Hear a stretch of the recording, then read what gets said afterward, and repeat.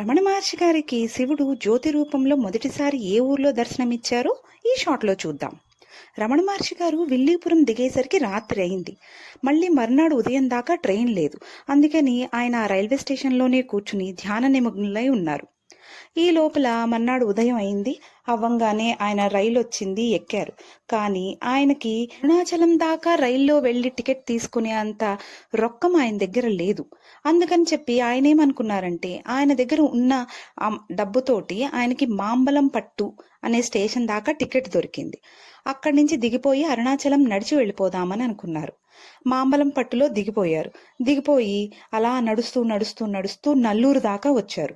నల్లూరులోనే కొండపైన ఒక శివాలయం ఉంది. అక్కడికి వెళ్ళి ఆయన చీకట్లో కూర్చుని ధ్యానం చేస్తూ ఉన్నారు. ఈ లోపల ఆయనకి జ్యోతి దర్శనం జరిగింది. తర్వాత ఏం జరిగిందో నెక్స్ట్ షాట్ లో చూద్దాం.